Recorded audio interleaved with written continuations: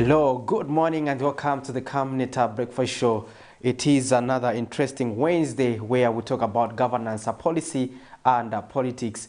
And to just get started with our program this morning, we'll go straight into the health corner with Dr. Mufaya. Keep it on Camnet.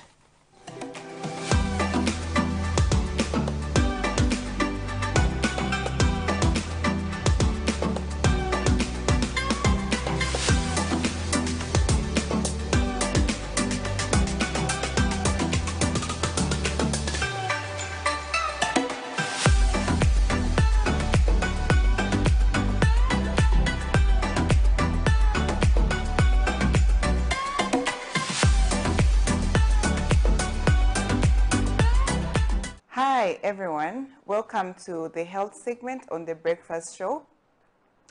I am Dr. Mufaya. This week we are talking about diabetes, and yesterday we talked about what diabetes is and how it comes about.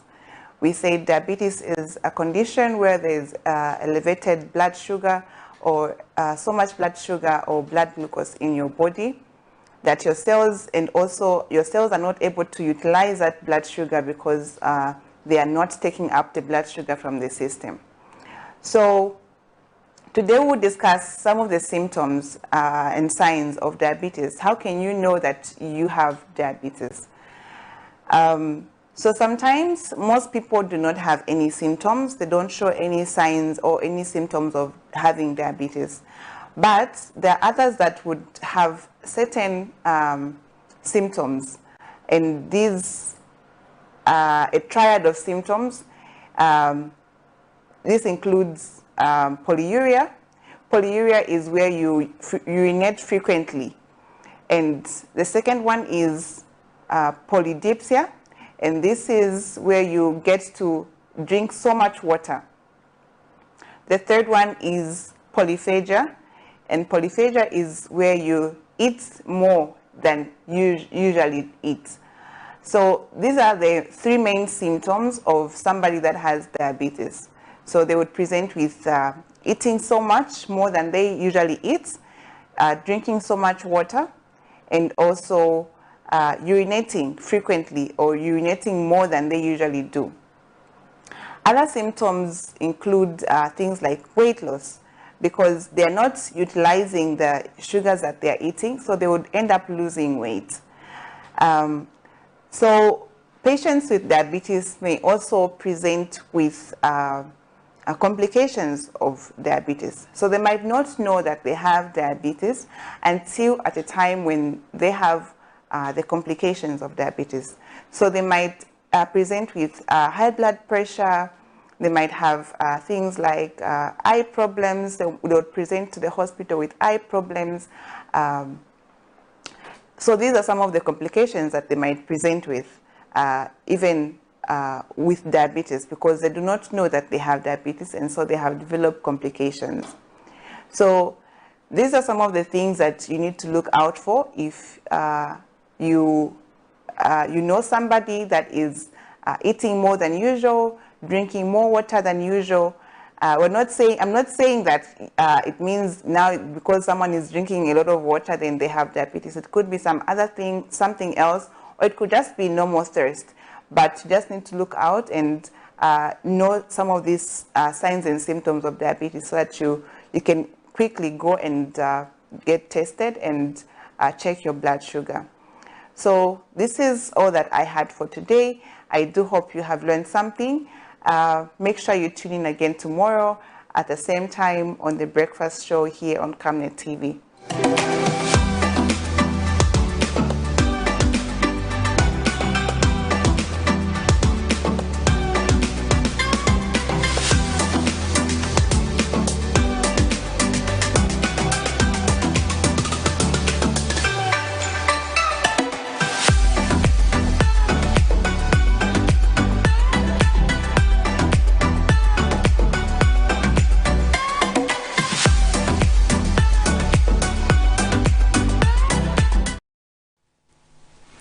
Welcome back. You are still watching the Camnet Breakfast Show. and I hope you managed to learn one or two things on diabetes there with Dr. Mufaya. Interesting topic of discussion. In case you missed it, you can still go and do a rewind on the Camnet Facebook page and make sure that you are abreast. So now getting into other segments, we have to now know how the kwacha is performing against other major convertibles. So let's just get to look at how the kwacha is faring. Now, the Greater British Pound is buying at 22 kwacha 93 ngwe and selling at 23 kwacha 38 ngwe. $1 is buying at 18 kwacha 35 ngwe and selling at 18 kwacha 72 ngwe. The euro is buying at 19 kwacha 94 ngwe and selling at 20 kwacha 33 ngwe. The South African rand is buying at 0.960 ngwe and selling at 0.998 ngwe. So those are your money market, and this is how the kwacha is performing. Now, a particular interest is on the kwacha and against the US dollar, on how it is performing. So we are able to see there that actually the kwacha has been depreciating for a while now, because it was at 17, and we are seeing that it is on another trajectory. So now let's get to look at some of the fixtures that were played as of yesterday in terms of the English Premier League, and also we'll look at others on the local league in terms of the fixtures. So interesting stuff. First of all, we'll look at the games that were played in the first leg. We had Real Madrid up against Manchester City, and that game ended 1-0. It was being played at Santiago Bernabeu, and Milan versus Inter Milan. This game ended in favor of Inter Milan. It was Milan 2 and AC Milan 0. So now they were playing the second leg as of last evening, and we are looking at Inter Milan managing to beat AC Milan again by 1-0, and this means that Inter Milan has progressed to the final. They will be playing in the final. It was obvious that one of the two European giants had to go to the final because they were taking on each other. And we are also looking at today. It is what many people would call a final, because we are seeing two teams that have been performing exceptionally well in the UEFA Champions League. These are Manchester City and Real Madrid. So this game is going to be on today, and they will be finishing it at Etihad. So we are going to see an interesting game, because now the go away rule does not count. So they are starting afresh, and they are going to end it at Etihad. So this is an interesting encounter there, just to let you know. Now let's look at some of the fixtures that will be played in the EPL. We are looking at that's Tottenham up against Brentford. They will be playing this match, and that's we look at Saturday. These are the games for Saturday. We have Wolves up against Everton on Saturday as well. But for tomorrow also we have an encounter that they'll be playing within the course of the week. That's Newcastle and Birmingham. So we look at Fulham versus Crystal Palace. They will be playing on Saturday as well. We have Northern Forest up against Arsenal. It will be played on Saturday. So these are your matches that you expect in the EPL. Quite interesting fixtures there.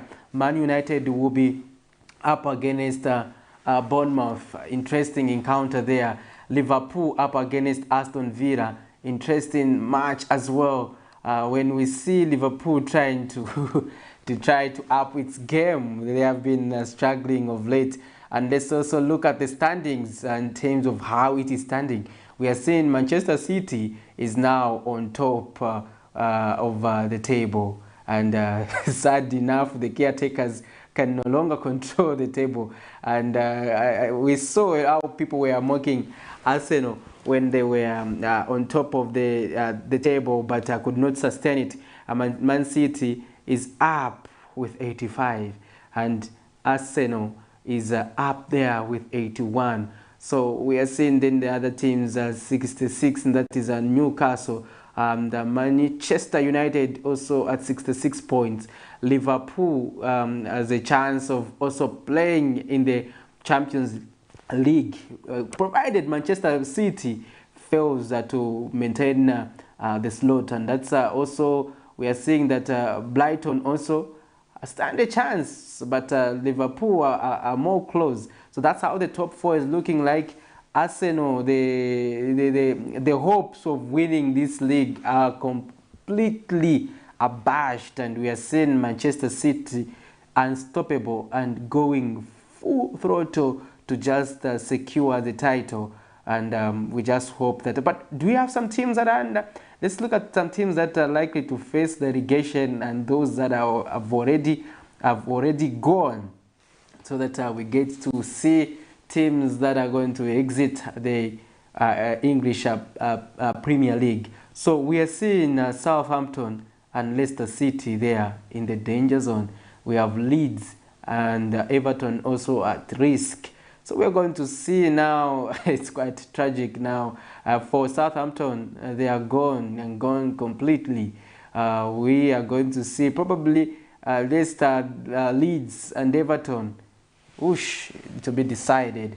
And I'm talking about the season has already ended, and we are seeing that Manchester City are likely to be crowned champions of the English Premier League there. Those were your updates. Now, just now, we are going to take a short break. We'll be back shortly as we continue to give you what is happening in terms of the stories making the headlines, as well as the interview that we are going to have this morning. We are going to be discussing something pretty interesting. We are talking about substance and alcohol abuse, as well as drug abuse, and how rampant it is. We are going to have a representative from the Drug Enforcement Commission, DEC, to help us discuss this important issue, to just understand what they are doing and what we can do collectively as parents and guardians to ensure that we address this scourge that is affecting young people in various localities. So keep it on Camnet TV. Remember, Camnet TV is not just another channel. Stay tuned. Water is life. Each drop counts, and each must be cherished. Our tried and tested product meets all international standards. With our smart drip technology, we aim to deliver precision irrigation designed to reduce blockage and wastage, ensuring a high yield. Renglow, your smart irrigation partner.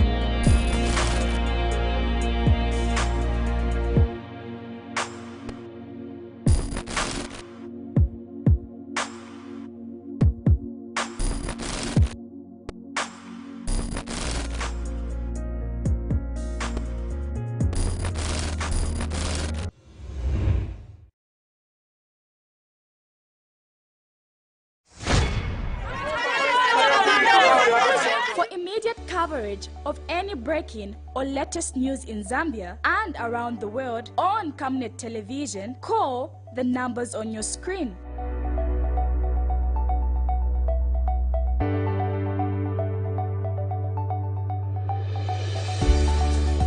Camnet Television, bringing to your screens fair news, impartial news, credible and reliable news all the time. Get the whole truth on Camnet World News.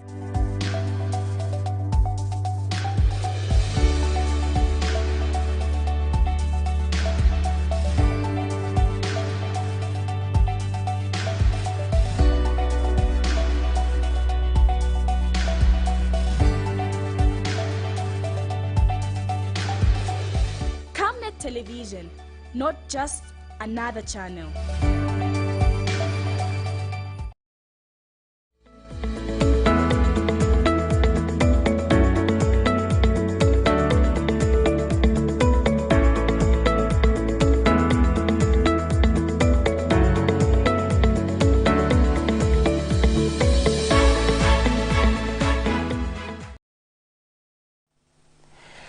Welcome back. Thank you for continuing to follow the breakfast show this morning. And just now we are going to go straight into zooming the headlines, and this is where we look at stories making the headlines. And some of the stories that we had in the Camnet menus include the story where pedestrians along Kafiwa Road in Lusaka have called on the Zambia police to introduce police patrols along the Mississippi footbridge, especially at night, to reduce attacks by street kids whom they say hide in the same bridge and pounce on unsuspecting pedestrians. So let's get to zoom in this story, and we'll be back for the Camnet interview. Security concerns in Zambia have long been existing, with these concerns being more pronounced in the country's capital city, Lusaka, and mainly attributed to community gangs, locally referred to as junkies. These fears have also resulted in many flyover bridges being almost abandoned, among them the Mississippi flyover bridge along Kafiwa Road, due to reports of attacks from street kids and community gangs, especially during the night. A check by Camnet News Tuesday afternoon found that the Mississippi flyover bridge is slowly turning into a dumping site, with only a handful of people using the bridge even during daytime due to the said fears, while most prefer to cross the road directly. Those spoken to by Camnet News said they will only agree to start using the bridge if there is police presence, especially at night time.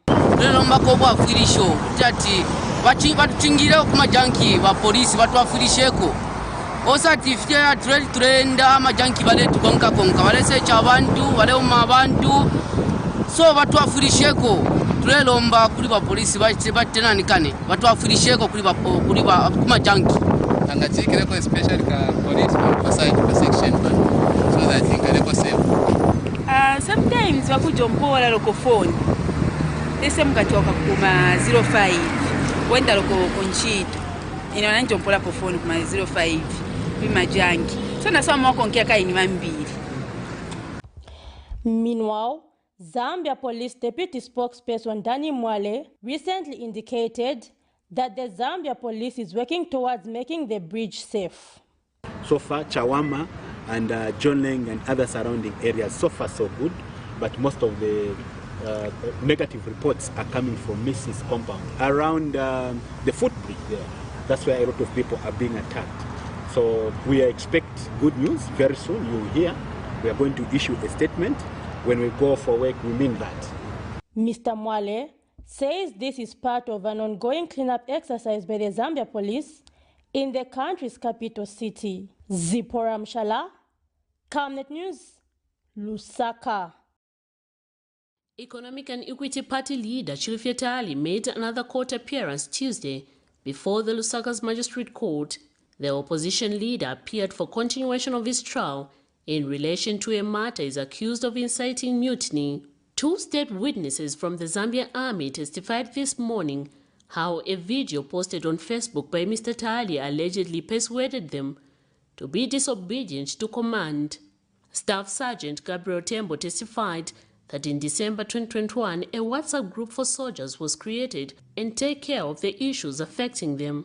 During trial this morning, the court also heard how the said WhatsApp group, whose aim was to look at the welfare of soldiers, suddenly changed in terms of conversation, as the focus was now centered at the 100% allowances for military personnel.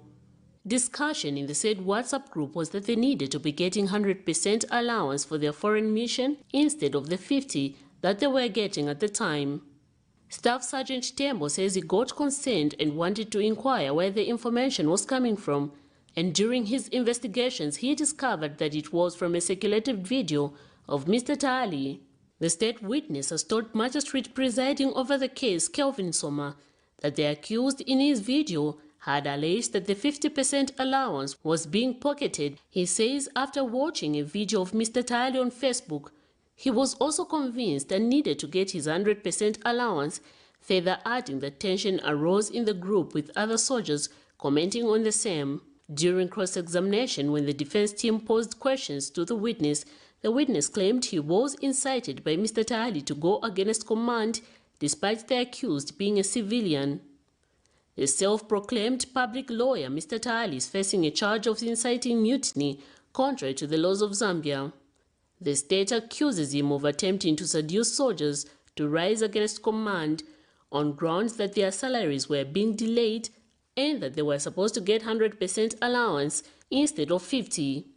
Trial continues in this matter. Miriam Kaimba, reporting for Camnet TV News.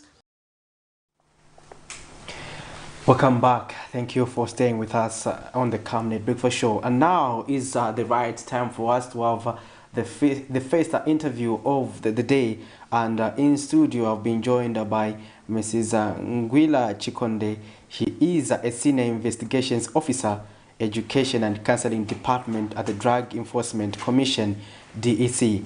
And she's going to help us discuss what they do, especially pertaining to, in terms of us tackling the issue of drug abuse. Now, welcome to the program. Thank you so much. Good morning, viewers. Interesting. We want to understand, first of all, this department under the Drug Enforcement Commission, DEC, on Education and Counseling Department. What does it do? Okay, so this is the friendly face of Drug Enforcement Commission. People, when they hear what is the enemy face? Not the enemy face. So even you, when you hear DEC, the first thing that will come to your mind is arresting. No, there is this department which is very friendly, as you can see me. So the aim of this department is to educate the public about the dangers of drug abuse and drug trafficking and the effect that it can have on them as an individual, as a family, as a community, and as a whole nation. Sure. Interesting. Now, first of all, you deal with education when it comes to issues pertaining to drug abuse. Now, how rampant is the issue of drug and substance abuse in the country? The issue is rampant, but as our department, we are not relating. We are doing all that we can. So we have put deliberate programs in institutions of learning. So we sensitize the people, the learners, so to speak, because what we aim at is primary prevention. There are pupils who have never seen drugs or who have never abused drugs. So our aim is to educate these learners so that they should never abuse drugs. But we also know that there are some who have abused drugs. So that is what we do now, secondary prevention. Those who have abused drugs, we want to educate them so that they should not repeat, they should stop that habit. Then there's tertiary prevention. That is the prevention that we do to people who are addicted with drugs. So we educate them and we tell them that when you come to our offices, we are going to do a free testing of drugs. Mahala, testing in Mahala, still police. So when you go to these other private hospitals, they charge a very reasonable amount. But when you come to our offices, it's free of charge. So when we test you, we see that the drug that you're abusing, we put you on a program, and we have helped a lot of people. Interesting. First of all, would you have the numbers in terms of the targets of the reach, like they say for the first quarter of 2023, in terms of people who have received assistance or counseling services under your department? First quarter, that is from January to March, we've counseled about 215 people. So when you look at these people, some of them are referred to us by the schools. Others, they just walk in to come and receive our services. Others are referred by the courts. Others by the church members or those, the clergy. They will refer this to our department. Others, when we go out to talk to them, when we tell them that we are a friendly face of DEC, we want to help you, they willingly come to get our services that we offer. And the first quarter, we also managed to sensitize Our sensitization encompasses not only institutions of learning, but also communities. Communities, we talk about the churches, the marketplaces, and the general members of public. We also go into workplaces, different workplaces, to sensitize these people, to give them the awareness about the dangers of drug abuse and trafficking. First of all, we know that the drug enforcement is not as decentralized, and the population is continuously growing. What efforts are you making to make sure that you are more in these communities, providing this important service of education and awareness? Is there deliberate efforts or interventions that you are undertaking? Yes, they are. Looking at the staff, we are limited. But what we have done is that in all the provincial headquarters, we have our offices there. So people can access our services there. And also knowing that we are a few, what we have done is we have trainings.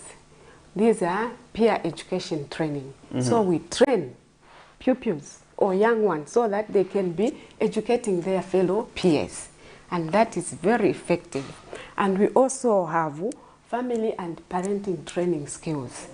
As you can agree with me, parents nowadays, they don't spend most of their time with children. They are busy running about to put food on the table. So now, as Drug Enforcement Commission, we are trying to train the parents that they should have ample time. What is it that they should do with their children? What skills or leadership qualities or skills should they inculcate in their children? We tell them how they should love their children, how they should be there for their children. And believe you me, most of these young ones who are abusing drugs, it's because they don't have that assurance from parents. Parents are not there, so they will get information from friends. But if parents can be there, they are a pillar to these children. They support their children. Their children won't abuse drugs. Because if a parent is there, we are trying to educate parents that they should even know the friends of their children. Whom do their children linger about with? If they know their children's friends, that can be a very helping thing to do to them. Now, we are seeing that there's a disintegration of families in various communities. To what extent does that affect this fight, or prompt young people to get into drugs? And we have incidences where a guardian or a parent is equally abusing drugs or alcohol. So most of the times, this family has little or no time to engage on matters of substance like this, talking to their children about the effects of drugs. What can we do? Do we have hope? You are right, we have hope. Because we have a lot of good experiences coming from these parents whom we have trained. So we want to force the parents, because a very good role model to a child, it's a parent. So a parent, if he comes home and is drunk, what is it that is going to inculcate in these children? It's nothing. So now we are telling parents, if parents, you can change your habit, even your alcohol intake, you have to take it in moderation. Don't stock your fridges with the alcohol. What is it that you are teaching your children? Definitely when you are not home, these children will take that beer and start drinking. So drink, but take it in moderation. Or if you want to stock beers into your fridge, let the fridge be in your bedroom where the children are not seeing. So if parents can change their mindset, then we are going to help these children. And that's what we are emphasizing on. That parents, please, your habits, even in smoking, in drinking, it should be moderate. So that the children, we teach them good morals as role models. Interesting. Do you, as the DEC, partner with organizations that are interested in complementing your efforts? And how have you been working with schools as well? As I earlier mentioned, that this is a friendly face. We are very open. We are open to anyone. We have a lot of stakeholders which we are putting on board, because we know that this scourge, we cannot fight it alone. We need a lot of stakeholders. So we are engaging with schools, with different organizations, NGOs, CBOs. We are engaging with them. So in schools, we have even formed the anti-drug clubs, so that they can help. Then the NGOs or even churches, we have partnered with a lot so that whenever they have a program, we go there and sensitize. We go there, we do our programs with their programs together. So please, if there's any organization there, feel free to partner with us. We are there to help the nation together. Your concluding remarks? My concluding remarks, I'm urging parents out there, as Drug Enforcement Commission, the services that we offer, psychosocial counseling, we urge you parents, when you are told that your child is abusing drugs, please don't be protective, that no, my child cannot abuse drugs. The earlier the better. Because if you are going to wait, the problem is going to worsen. It will be difficult to save that child. So if you see the problem, come to our offices as quickly as possible. We are going to help a lot of people. And also, as Drug Enforcement Commission, on 26th June, we'll be commemorating World Anti-Drugs Day. So we are urging members of the public to be on the lookout. We'll be going in the communities with our mobile truck. We'll be doing road shows to talk to the communities about the dangers of this drug abuse. Please be there. If you have a problem, you are scared to come to our offices, we'll be there to help you, how you can come to our offices, or also to give you advice on how you can go about it when your child is abusing drugs. Thank you very much, Madam Nguira, for finding time to be with us this morning. Thank you so much. It's my pleasure. Interesting. Well, our dear viewers, that was our first interview with our guest, who is Mrs. Nguira Chikonde, a Senior Investigations Officer, Education and Counseling Department of the Drug Enforcement Commission, DEC. We were discussing tackling drug abuse among young people and the role the department plays in combating the scourge. Now, we are going to zoom in one story so that we can get to be ready for our second interview, and that's the story where the Zambia Institute of Police Analysis and Research, ZIPA, says the unsustainable debt challenge in Zambia will get worse if a restructuring process is not resolved soon. So let's get to listen to that story, and the story where the CTPD is urging government to expedite the process of setting up the Minerals Commission. We'll be back. The prolonged debt restructuring process for Zambia has continued to bear negative effects on the Zambian economy, such as low levels of investment, failure by the bondholders to invest in government securities, to failure by the International Monetary Funds to release resources to finance part of the 2023 national budget, to constrained liquidity on the market, which has been contributing to the high exchange rate, among other things. The Zambia Institute of Policy Analysis and Research, ZIPA, says it is concerned that the process of restructuring Zambia's debt has taken longer than usual, and says the Zambian government needs to come to accommodation on how to deal with the debt burden. ZIPA Executive Director Dr. Eric Mpoko says the fact that Zambia is on a debt repayment suspension means that the debt is accruing interest, and that the longer the restructuring process takes, the more the indebtedness the country will become. The fact that we are not paid, and we are on the debt service suspension initiative under the common framework, this means that we are not servicing our debt. So especially for the private sector debt, the debt is accumulating, so it can grow. So which means that the problems are being kicked down the road, and the fact is that it will get worse if it is not resolved. So it's absolutely necessary that all the creditors, okay, especially the major creditors, make serious moves to have this matter resolved. ZIPA has since organized a meeting on 18th of May 2023 with key stakeholders that will aim to discuss real issues with regards to Zambia's debt and its way forward. Economics, macroeconomics, economics is not a preserve of a few people. I think it is a matter of interest to the general public. So what we want to do is create an opportunity for people to engage and discuss these issues and make their views known. So what we're trying to do with this new program of economic eminent persons forum is to bring people with experience, knowledge, and exposure of these economic issues. Meanwhile, Economist Kelvin Chisanga has advised the Zambian government to look beyond the debt restructuring process to other alternatives of raising revenue to finance the budget, such as the mining sector, in case the debt restructuring process drags even further. IMF cannot just be a way we can actually grow this economy.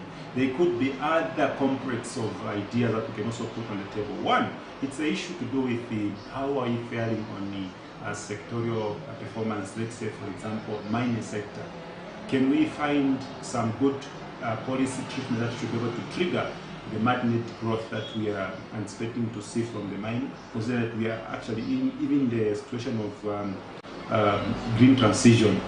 With Zambia aspiring to become a prosperous middle-income country by the year 2030, will this aspiration come to reality considering the high debt burden that the country continues to grapple with? Only time will tell. Prudence Jota, reporting for Camnet TV News. Mining has been the major driver of the Zambian economy, contributing about 12% towards gross domestic product, GDP, and generating most of foreign earnings through foreign direct investments, as well as a considerable amount of government revenue through royalties and value-added tax, VAT. President Hakainde Hichilema's administration seeks to increase copper outputs from the current 800,000 metric tons to 3 million metric tons in a decade. However, that entails producing more by existing mining companies and establishment of new mining corporations. However, delays to unlock Konkola copper mines KCM and recapitalize Mopani copper mines to be able to run at optimum level is a drawback to that objective. Government critics have been questioning the United Party for National Development UPND government's approach to mining development of focusing on the exploitation of raw minerals without emphasis on value addition to maximize earnings from the sector.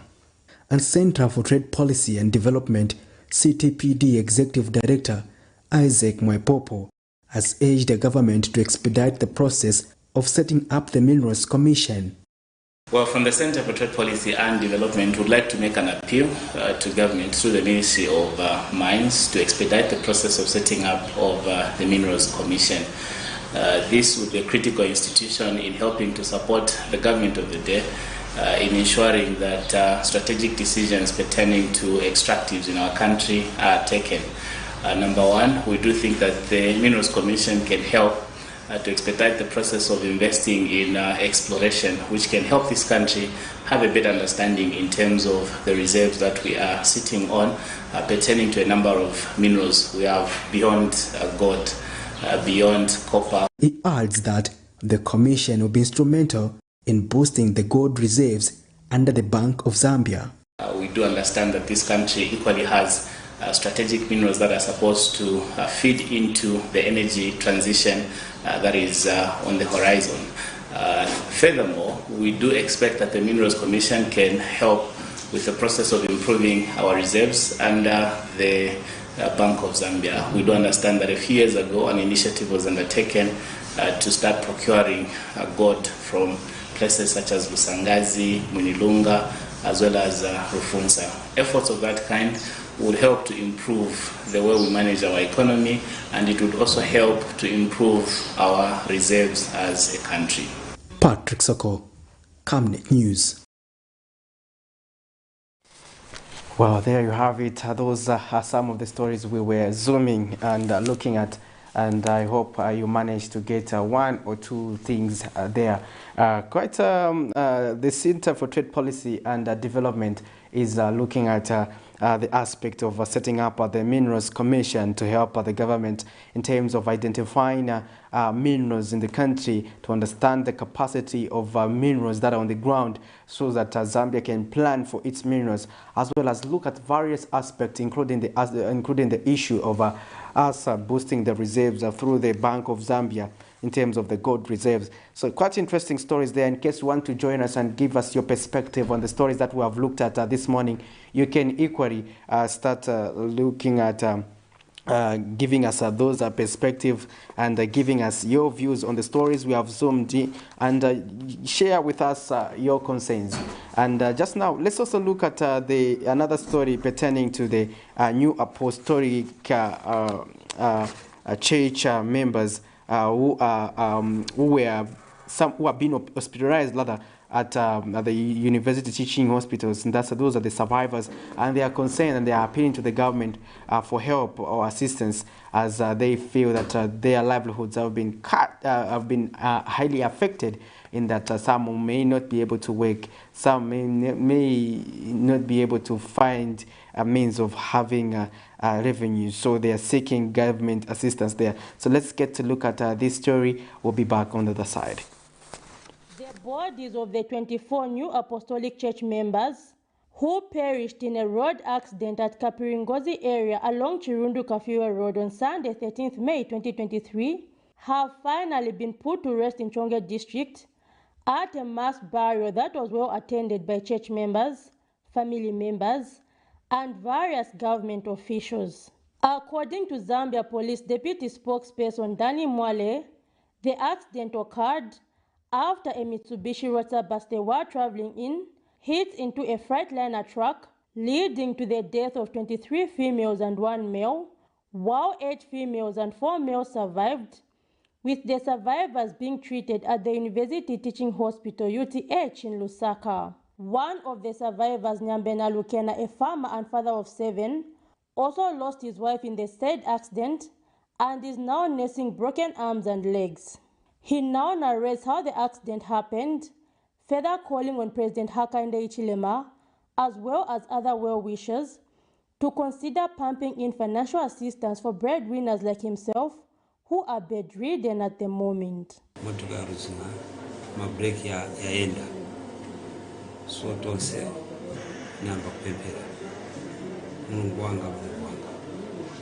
And driver number contra moto then nalewa moto ka almost age alasi ndipo meshina kutana bwacha muchikupa ndikona ngendera ngozi yatu motoka inigura yakwa ngena mgochi vana ndizawasunga bwanji inenso kwanja yatyoka na mwendo so ine pamendi lili ndine pama mwongozi amena ngewa ii sinizwa kuchi nchanja mechinga ditandize so nipe mpapo wonse organization anga kwanise kuchitandizira kuliwa president korona NGOs wonse amenenga chitandizire. Another survivor, Maureen Nyangu, who is a mother of 7, is also nursing broken arms and legs, stating that she had plans of building this year, but now feels that those plans may not be actualized. This year, independence of naughty. Nikachuka huku, tiambo chana, mabricks ni mangepo nyumba, nilipena nyumba. Ndizile kwa kunyumba. Nishitana kunyumba. Kipe mwanunga ishitana. Meanwhile, Maureen Shanyambo, a mother who survived with a 6-month-old baby, says she also lost her elder sister and grandmother in the accident and has called for prayers. Sapa nima mbela buno mukabwela kunipe mpola ko tuje twina kutweni gani zatuma gatwa dene kako na ibala ko twina ngo so tabe mugatoka kuteto abwela so chikuru cyo mumabwela nchito bwako nionako so tacheza kasa ko vima kala vinango na sitachanichi nasekelera zona kuti vantu vamama nikonda sindi muboni tairiri. UTH Public Relations Officer Natalie Mashikolo also added the word while thanking some new apostolic church members who took food for the survivors. And I must say that they are making steady progress, and of course we do follow and see what the doctors are saying, since they're the ones who review them. And so they've indicated that they are in a stable condition, though there are a lot of things that they still need for them to completely heal. And also to just mention that even the 6-month-old baby, who's a person of interest, is also getting better. So actually we also want to even just encourage members of the public to just come through and, just see them. There's a lot of things that they really need. Please, people out there, especially sisters from Lusaka East, these people need us. They really have nothing to show, especially the small baby needs our support. We should come in numbers so that we should bring 1 or 2 things to the patient, please. Those who are getting better are now being discharged, while those critical have remained hospitalized. Zipporah Mshala, Camnet News, Lusaka. Well, interesting story there, and we send condolences to those who died in that accident, and condolences to the families of those who died, and we are wishing a quick recovery for those who survived the accident, and they are appealing for help. In case you have anything you want to help them with, I think they made that request. You can do so as a concerned citizen. And also, they were calling on the government. I hope they will do something about that issue. Now, interesting, we have been joined by our second guest of the day, and he is the National Democratic Congress Secretary General, Mr. Joseph Kasonde. Interesting, the National Democratic Congress, NDC, continues to be a subject of debate. Welcome to the program, Mr. Kasonde. Thank you very much, and I'm happy that you've called for me, and I'm also saying, how are you, the viewers? Yeah. Interesting issues, Mr. Kasonde. You are the Secretary General. Who appointed you? And I want to understand, because you and other NDC officials have been saying that Mr. George Sichola is no longer the president. No, he's not. We discharged him, I think it was on 23rd March this year. Yes, 2023. And the reason was that they misbehaved, I would call it. You see, currently we've got a pending case that actually is before the courts of law, and there are 3 contemners there. That is Mr. Kambwiri, then Savoy Imboela, and also Axon Kaonga. These 3, in fact, there used to be 4 with the Paul Kakuntambulo, but Kakuntambulo decided to be man enough and apologized before the courts. So there are 3 contemners, and even next month on 5 May, we're going to the courts so that they should show cause why they cannot be sent to prison. Now, Mr. Sichula comes in the limelight in the sense that, we had put him as a caretaker president. Yes, sometime in, that's last year, in February. Now, you see, you cannot have a president who can stay for 10 months without having a National Governing Committee meeting.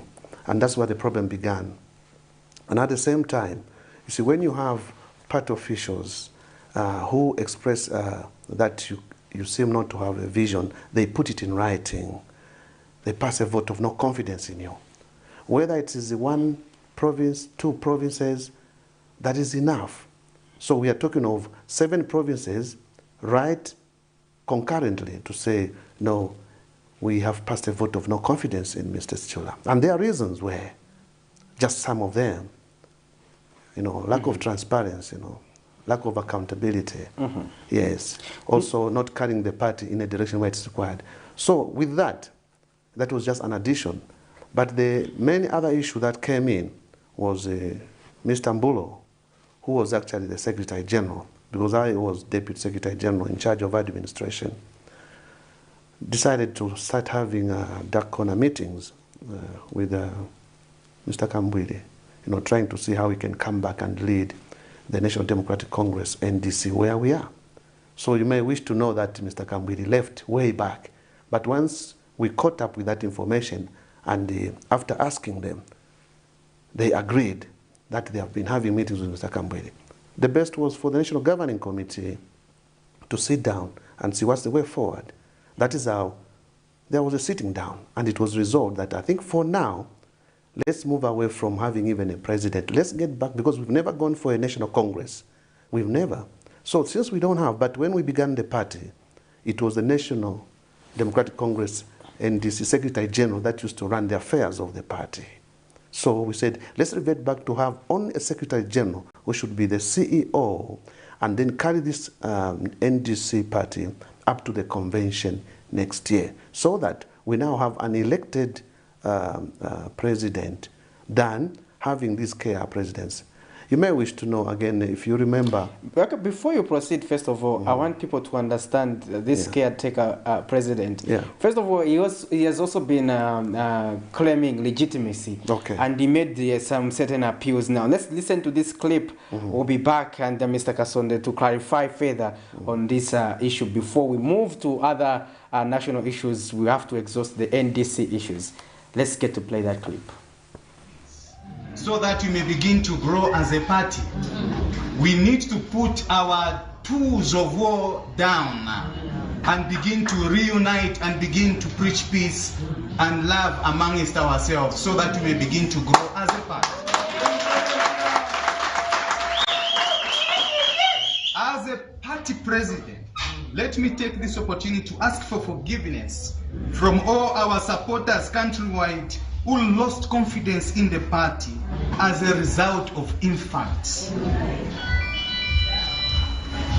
This syndrome remains in the past now. We need to embrace each other. Of course, we have learned about our weaknesses and our strengths as a party, what pulls us down, what discourages us from working together. Now our eyes are open. We need to start moving together as one. Ngefi awabe mbabatilo kwa ati umune umo ukuninga lulilumo teti washi umulilo iyo intambonga shirishitatu shari shupo kupitula. So it is now time to move together. There you have it. Quite an interesting story there. He's even calling for unity as the NDC president. Yes. Mr. Kasonde, why don't you just opt to unite with him? That you have put the differences behind. Is it true? No. What it is that much as he's speaking now, there is a letter to that effect. He received a letter on 23rd March. The National Governing Committee wrote to him. We also wrote to the Vice President, Sam Nyirenda, and we wrote to Mr. Kakuntambulo. 3 of them, they were dropped with immediate effect. Now, you see, sometimes it's important to show maturity. When the party follows procedure or you receive something in written, what is important is to write back. But once you don't show that example as the president, then you have lost it all. Here we are. Before he came in, I was the national coordinator for this party. When we had that faction, if you remember very well, Sichula, Pombulu, and those people, they came, I received them at that time when we had that crack, when Mr. Kambwili was there. But then, when we find somebody is wanting, the best to do is to keep quiet. No wonder if he is saying he's the president today, I would love he's seated here. Then I even question him. I even give him answers to what he may ask. This is why I would say, I think you may do us a big favor, you as the media. You know, you've heard this media director in the Ministry of Information. Yes. You know, he's been saying, you see, this idea of people peddling lies, he comes on camera, then you come and talk to somebody later about to say, this one said what. I think that one is not working very well. No wonder we can even support him to say, sometimes it pains. A person comes before the camera, starts speaking lies. So it is better you call somebody, like the way they have done themselves, where they hear something, they got there and say, please, they ask for permission, of course. You allow them, so that the two are there. And then there's that church is to prove, and the community or the public knows. So I'm requesting for now, if all things were to be equal, arrange a day, call for him to say, can you come to Lusaka? And then be able to have a chat with the Secretary General, who is the CEO. Then we see who is telling the truth. Because we can't have it both ways. Now, what I'm saying is, procedure was followed. The National Governing Committee, we sat, and then we resolved to relieve him and the 3. And the reason is, as I've said, we've got a court case. And if somebody wants to tamper with the court case to compromise it, we can't buy into that. If somebody wants to have a meeting with somebody who has left the party, why now? What's special about Mr. Kambwili? Why you are a president? Why should you pave way? Why should you send an emissary to be having those meetings when you are questioned, you agree that yes, we made him forward? No, we are talking about funeral issues. Why didn't we be? Why weren't we invited? It was going to be better. You go then with other people as witnesses, not where you are caught up in the net. Then you talk of a funeral. No, not that. This political party is, apart from the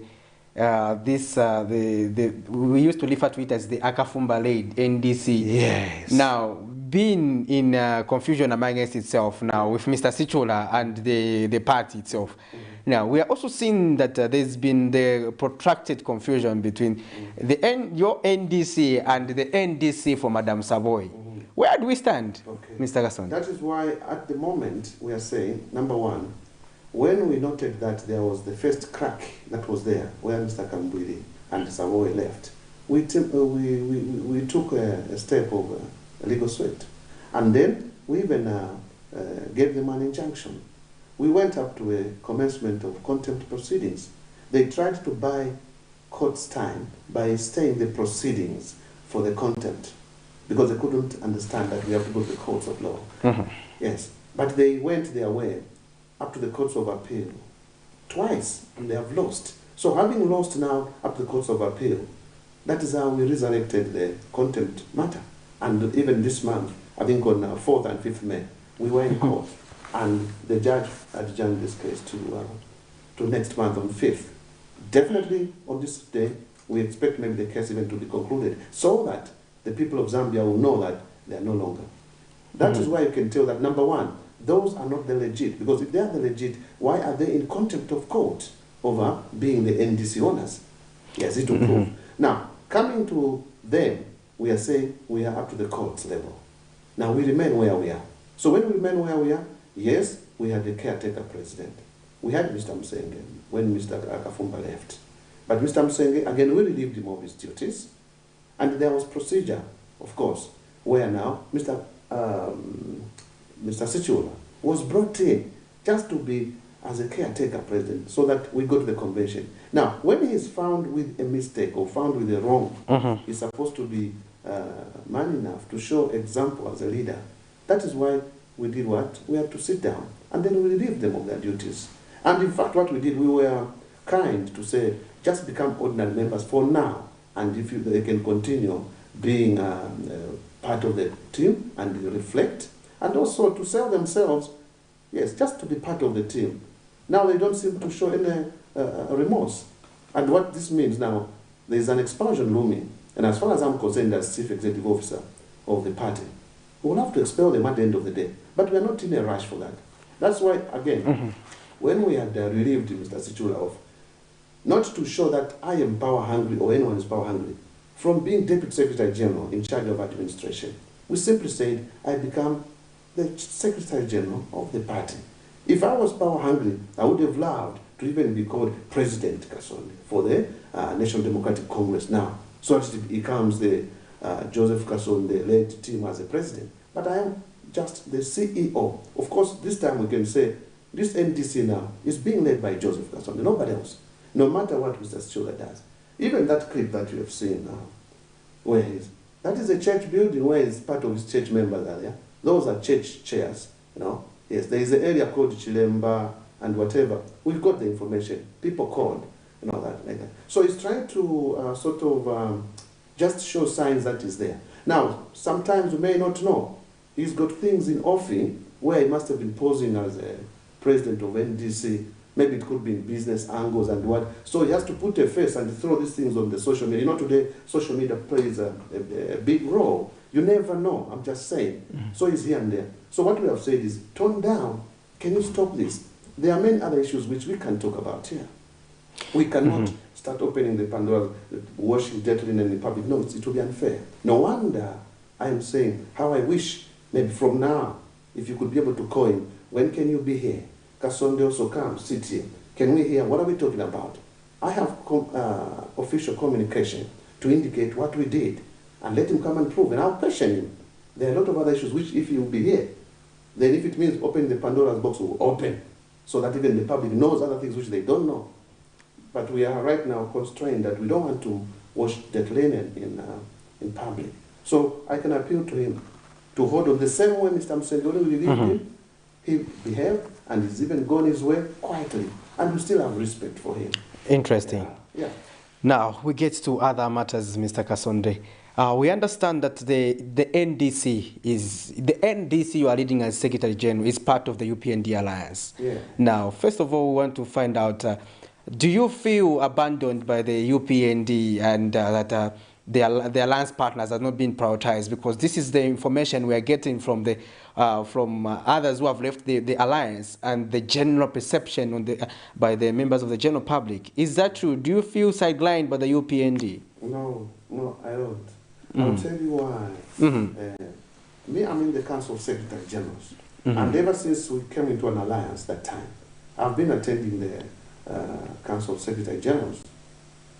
And we also have the Council of Presidents. And when issues are being discussed, they move in that channel, right from President's Council and up to the Secretary Generals, then it goes down to us. Now, what is happening is that, you see, this is quite a crucial moment in the sense that the UPND alliance government, it has inherited issues that are a cocktail. I always call it a cocktail of issues, meaning there is the good, the bad, and the ugly. You're talking of not where President Hakainde Hichilema maybe could be able to say, okay, from where I am, let me do a value addition only, improve on what my colleagues did. No, you're talking of even infighting that actually relate to where an opposition political party doesn't want to think he can offer the checks and balances until somebody is knocked out from the position. You're talking of the corruption fights and stuff like that.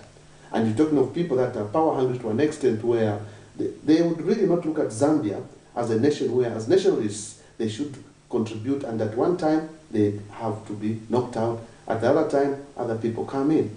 So the UPND Alliance seem to have that combination of issues.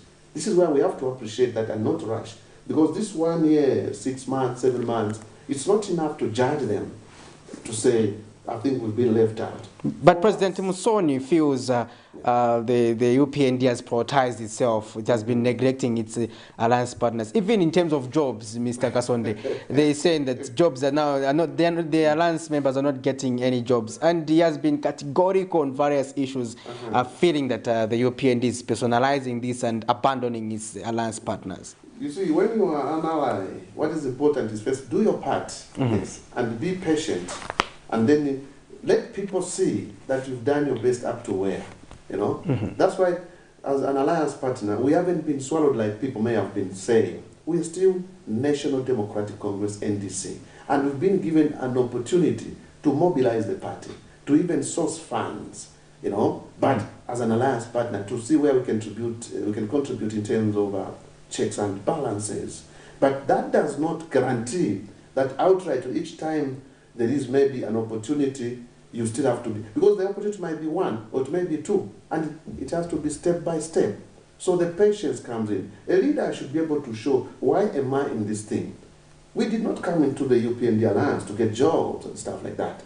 We wanted, first of all, to remove the notorious patriotic front out, which we did. Then number two, service delivery to the Zambian people, so that they have the quality service, so they have what they require within time. And then there's the cost effectiveness in terms of what the Zambian people can benefit, and then economically things start moving well. So that is our role, first of all. That second part of the opportunities in terms of maybe a contract, a job. Me as CEO who sits in the Council of Secretary Generals, I would say we are moving at that pace. And we are very careful to see to it that we don't point a finger. If we were a swallowed group, maybe I would be able to say yes, but not as at now, because we are moving where at some point, suppose Mr. Musoni the other day, they now say, oh, Bwana, can you be able to be appointed? Okay, maybe can you get into this position and stuff like that? What is it going to Zambian people? Will that determine it's going to say, oh yes, this is what we ask for? It means his agenda was more about benefits. But you know, we want a servant-master kind of way. Me as a leader, I have to be a servant to the masters who happens to be the Zambian people. Then I'll get the support from there. So as NDC, we cannot rush into that. What we are saying is the time is too short. Then too, we've been allowed to be able to see that we grow the party. When last did the Council of Secretary Generals sat, and do you sit to advise the UPND on how things are going and what people are saying on the ground? Yes, we do. Because once we sit with the SG Batuke Menda, yes, and my other, Mr. Kanema, we have Mr. Ezra, yes, and myself, even the other parties, we do that, the exact sitting of the Council of Secretary Generals. Then we highlight, where are we? What are the people saying? Then what we do, we lock up our package and give this to the Chief Secretary General, who happens to be Bwana Menda. Because we know at the end of the day, being the ones that are driving the seat of this, the country, we definitely expect those to be given to the authorities that be. We do in our case. But if they are not actualizing what we are giving them, then at that stage, maybe we cannot say, first of all, we blame them. We have given. We might even reach a point where we can say, I think, even on our side, we've done this and they're not working. But there's always a bedroom talk where we do give the checks and balances. Yes. Then it moves forward. As the CEO for the National Democratic Congress, NDC, what is your take on the escalating cost of living? Yeah, what we can say is that, like I said, you see, when you come into power, you expect also to see that what you promised the Zambian people, you should give them. If you say that things should be as easy as they can, or maybe in terms of reduction of fuel price, or maybe the dollar to come down and the stuff like that, you've got to honor those. But again, once you get in, in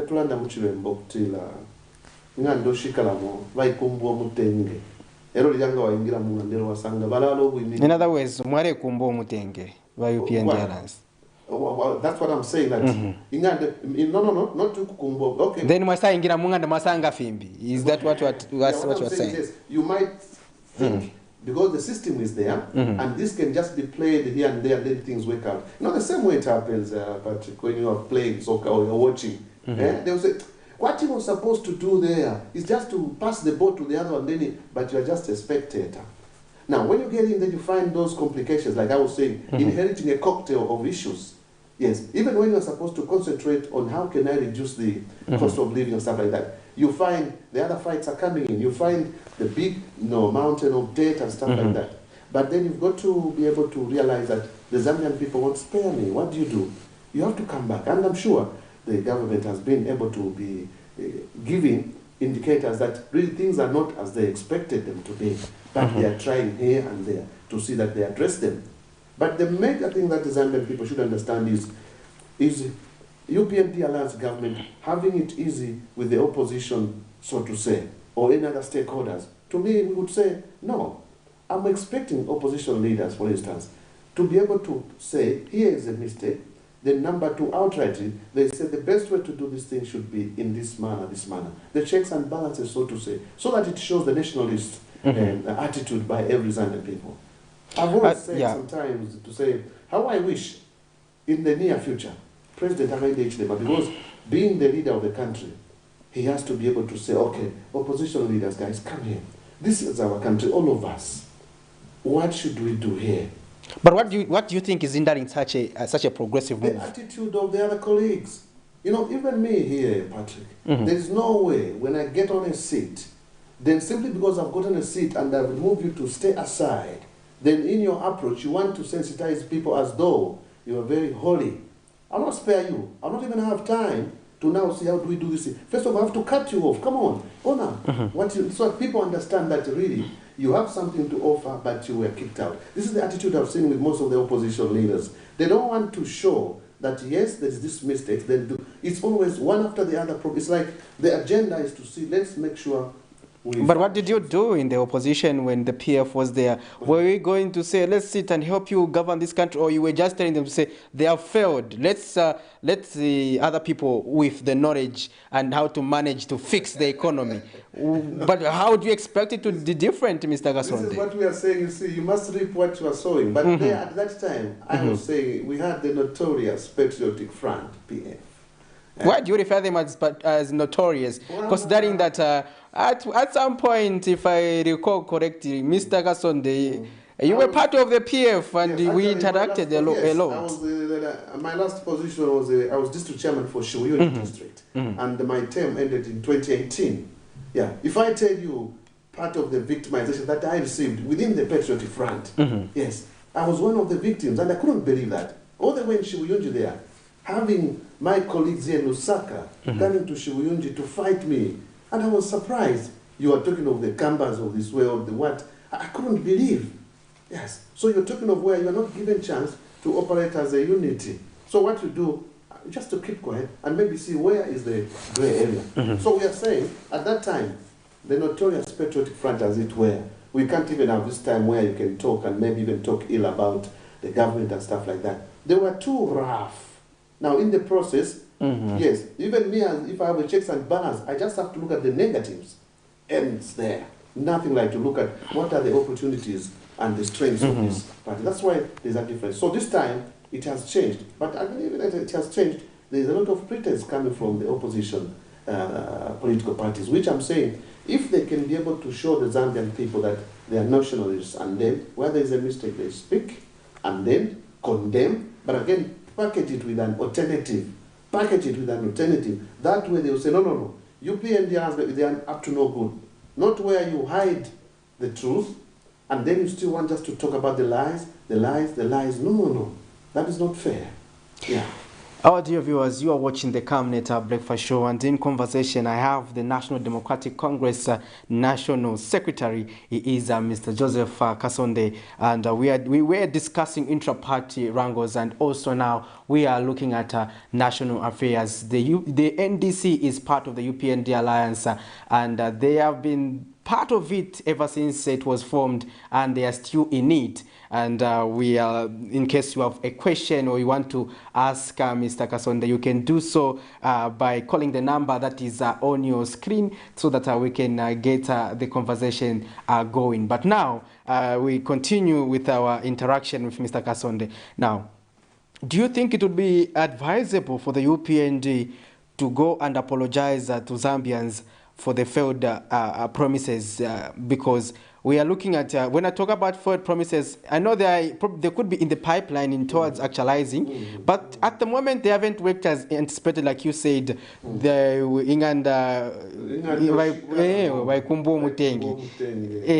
now that you know that, for instance, there was an aspect to say, when we are zoning 12 hours, the dollar will go to visit 5 kwacha, those by 14 hours. to 10 kwacha, or let's give it a benefit of doubt. When we form government, the fertilizer will be fetching at 200 kwacha or less. You know, when we form government, this mini meal won't be going beyond the 100 kwacha, because mini meal, understand, it was escalating even under the PF. The cost of living was equally high. It's among the reasons why Zambians voted them out. Now, the UPND did promise that these things will be a thing of the past, but Zambians are feeling to the contrary. On top of that, they have been given a bonus of increased electricity tariffs based on the conditions of the IMF. What's your take on that? Yes, like we are saying, you know, it must be a bitter pill to swallow. You know, in Inyanja, you people say, we can shower, aiba. Kuma mudianyemba. Aiwa. That one is correct. So this is what we are saying. The Zambian people are on the side of Mutaya Makoko. Now, it is me, the driver. It is me, the leader. This is where President Hakainde needs to be helped, supported. You know, we have the MPs. We have the cabinet ministers in charge of ministries and stuff like that. Those people have to get on and see what has actually caused us not to deliver accordingly. The explanations to the constituents, to the people of Zambia, should not just come from the president alone. It has to be with the help of the rest. They just have to do a lot of job getting to their constituencies, explaining all these things.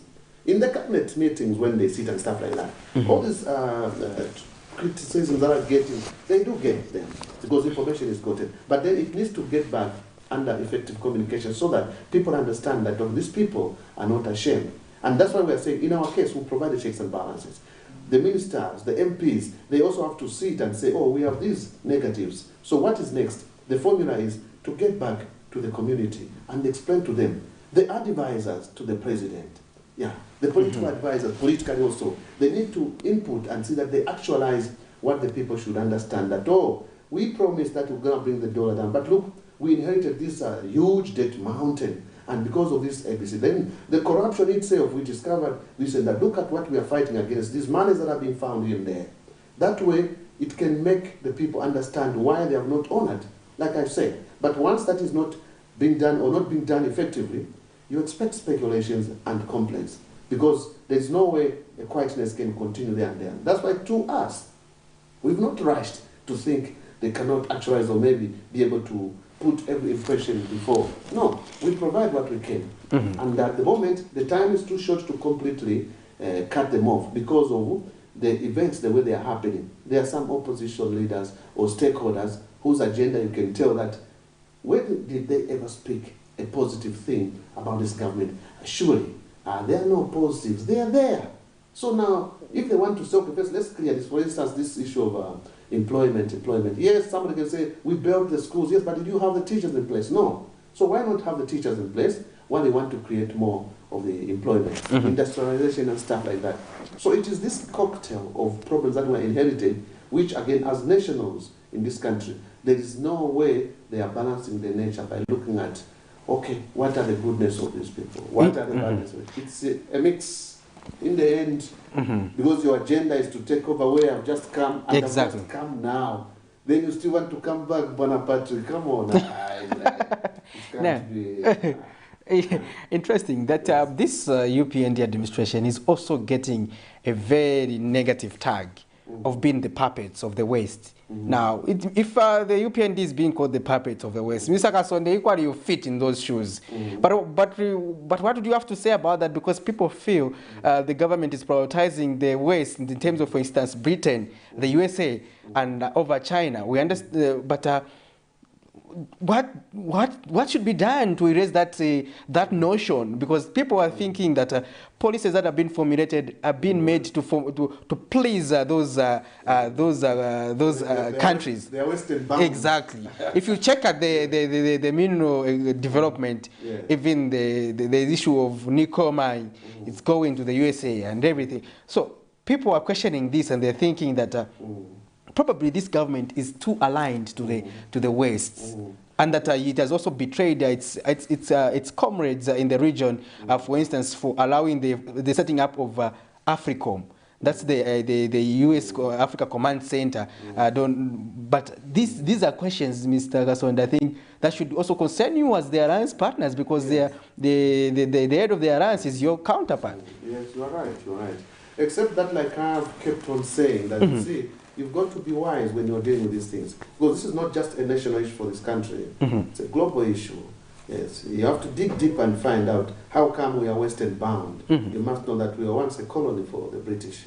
And at the same time, these people, they do not have what it takes in terms of raw materials to do their work there. And they do have meetings to say, if we have to let go and give independence to these countries, how do we do it? They have been manipulating a lot of things, yes, as colonial powers, to the extent of even fights. You look at DRC and stuff like that. This country, or rather this continent, hasn't known the actual peace as Africa as a whole. There is a lot. So when you come in, truly, you really have to do a very good introspection, a very good examination. You are inheriting. And what are you getting on? You cannot straight away come and say, for example, we are doing away with the West, straight away. The same people that may be colleagues who may be saying we are Western bound in terms of policies and stuff like that, they may come and make a condemnation. So it's really tricky, and President Haile Hichilema is actually on the drawing board to see how do I balance the nature. Because you may be able to ask again, say, okay, we're looking at the policies of the, yes, but then the Chinese are here, and they're doing part of the work here. So if it means just looking at the Western bound, Chinese are supposed to be left and to be told, can you pack and go live? Just like the way the late Michael Sada was saying, once I come, there was that notion to say he might kick them out. But when he came, he realized, no. So even this time right now, there is a way on things are going to be balanced. It's very recent when you saw... Let me pick this call, Mr. Kasonde. Let me disturb you. You pick up your thought. Hello, good morning. You are through to the Camnet Breakfast Show. Yes. Your name and where you're calling us from, sir?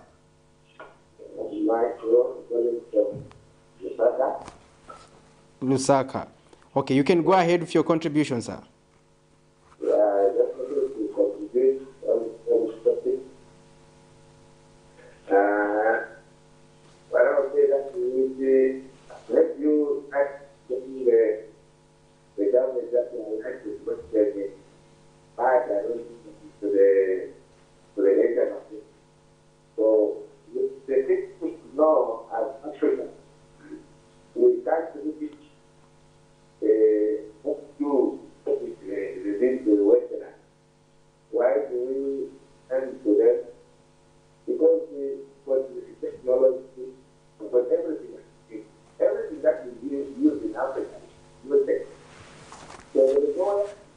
know the Uganda country got a medical, I think you start Britain and so forth. But the technology I use it is focused from that. So unless we reach and want to become independent, the other guys, the Arabs, the Chinese, you have to work out their technology and the India. So that's when we can be independent. And that's what thing. We depend on them. We develop our country because we like that. Then fast. Yeah. So in terms of things that we have, well, let me say the delivery of the UPA so forth. There is no way out of it. You can just think that this is that is big. You need a process. Let's, for example, TV. The sound of that Camnet they started a long time ago, around 89. That's when they are trying to materialize now. The shape of time in the fixing of the economy, you need to follow the process. Promises were made. Please, that's what they do from that. If you take care, if you speak the closely of what you say, that it is a mixture of that, a mix of telling the people how to do this. Then when you are voted the house, that's like our stage. That's in a whole this that where that's right. The right now has to know the right. Well, now we are sitting there. That's the next thing. So really, we need to be patient to the government. They are given 5 mandates. It's not yet over. Foundation today is very important. When you let the building, it's very easy. So if the people that are left, they built on the foundation which was not left where the people were clear, things would have been by now. But we went back to zero. So you need to clear the debt. That's when we see progress in all things of the economy. Thank you for your contribution, sir. And interesting views are there, and to some extent it does also sympathize with your perspective that the foundation is quite also important, Mr. Gasson. In case you can continue on that, also in case you also want to add on to what he was saying. No, yeah, like we are saying, where you are standing when you inherit a situation, you really have to understand.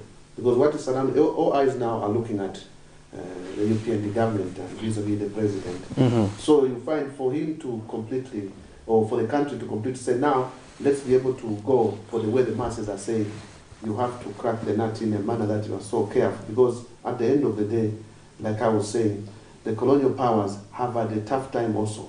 But we are going towards there. That's why I've seen even this program for the Africa Continental Free Trade, there has been this Pan-Africanism movement where you've seen how people that have championed that have been fought tooth and nail, some to the extent of losing lives. Why? It all comes back to the issue of people, organized, then working to have economic rebirth. But for you to have that economic rebirth, the guys that know that once we are chopped off, we'll never have the lithium, we'll never have the minerals. They have to make you fight and sponsor. I understand. Interesting. Yeah. Let's have this call as well. Iro, you are through to the Camnet Breakfast Show. May we have your name and where you come from? Hello. Good morning. Good morning, Mr. Chewe here within Osaka. Mr. Chewe, you can go ahead with your contributions. Yeah. Yes. I know people are praising UPND and so forth. Why we supported UPND is the way they were coming to us. There's nobody who's against them. You see, when you make a promise, in the Bible, don't promise what you cannot do.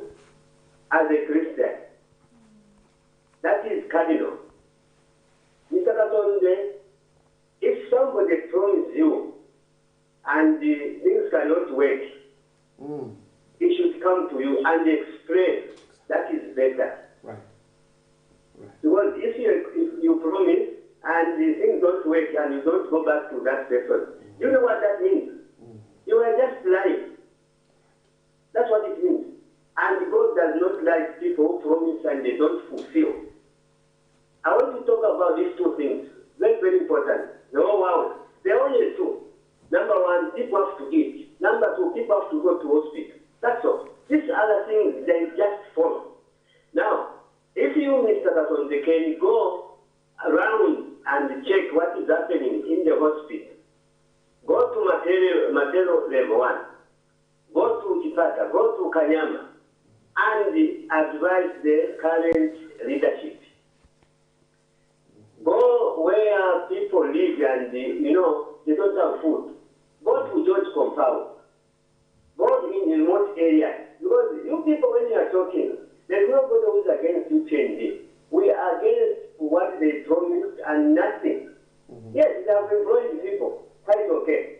But if the people start lining for meal, what does it help? It doesn't help. If people here, I'm near the market, people are not selling. They are not selling. There is no money on the market. You see, some of these things, you better go to the current leadership and advise. Don't talk of PF. That's why they voted out. Don't compare to PF. I know it's very few, most of us, we don't appreciate even the little. All what we are saying is that you can do better, but they overpromised. Look at the free education. Mr. Kasonde, I started school 1967.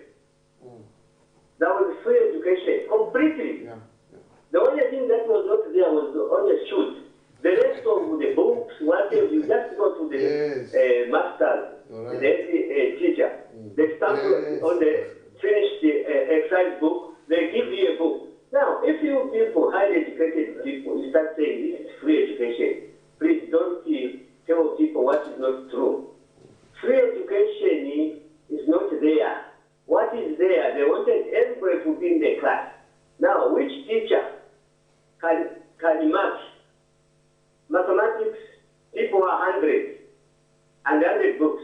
How many subjects are in a day? Which teacher can mark that? How are you going to know this one is a fast learner, a low learner, this one needs more help? You see, certain things, let's explain in the way they should help us. We know that we are Africans, especially in Zambia. People are too many. You are better off to build more schools, employ more people, and each class must have at least, if there are too many, 45, that's all. Because if you go beyond that, the teacher will even be, no interest in teaching. Because there is just too much work. So please, advise you can be, I know they want to come up with the prices of maize, whatever it is. People of God, children of God, if in Shima is not there, if the hospitals have not that, that is very serious. Some of you people there, you can go anywhere, but us, who don't know where to go, will be dying. And I heard a certain gentleman yesterday, where somebody says the cancer hospital there is a problem. And one of the people answered to say they are waiting them to die. Is that a good comment? No.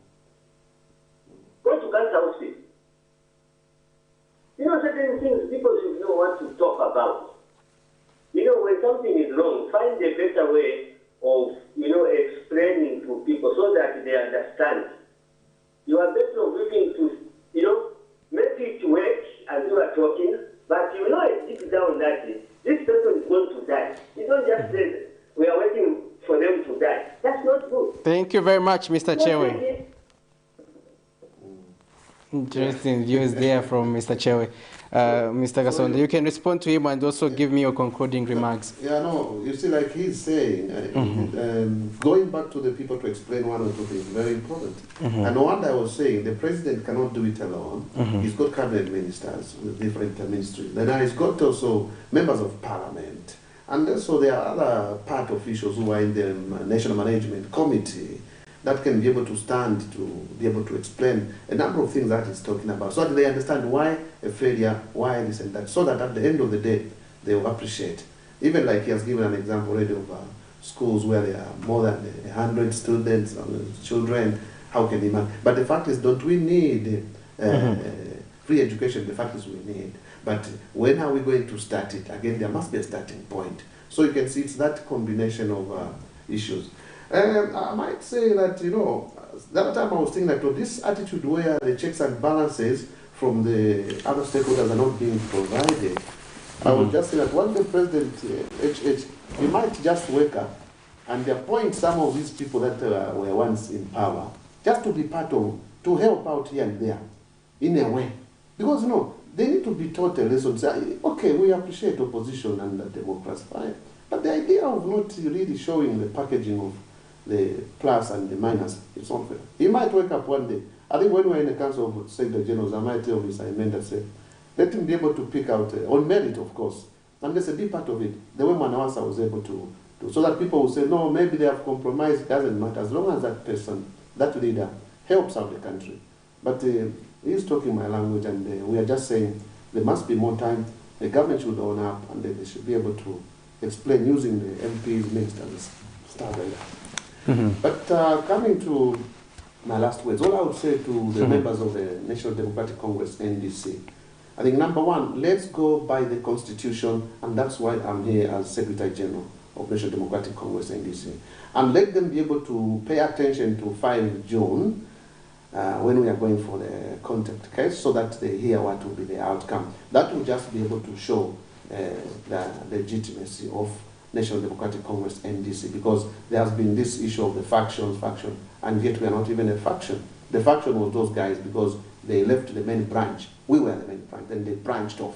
So there's no way a stem and a branch will both be called factions. And So I would say let them be patient, let them keep mobilizing them. The other members, like provincial chairman, let me appeal or send this signal. From time and again, I've been able to indicate to them that please do your work in the provinces.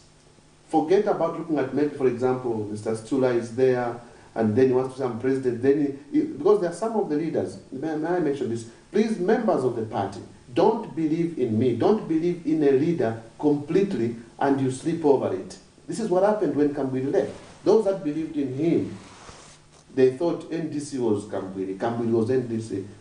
When he left, with very slippery ground, they went with him. But can you imagine, all of them, as we are speaking, I began receiving them back as national coordinator, like Mbulo himself, Sichula himself, many others. So can you leaders, as of now, don't believe in a leader up to an extent where you can't see your vision. Please see where we are heading. A leader should be able to give a vision and show the direction. So right now, I have a task of seeing that we set up a new secretariat and then start moving in a direction where we are going to mobilize, grow the party, and then provide the checks and balances. Even at the time when maybe our moment will come to say NDC, because now our term as UPND has gone. And I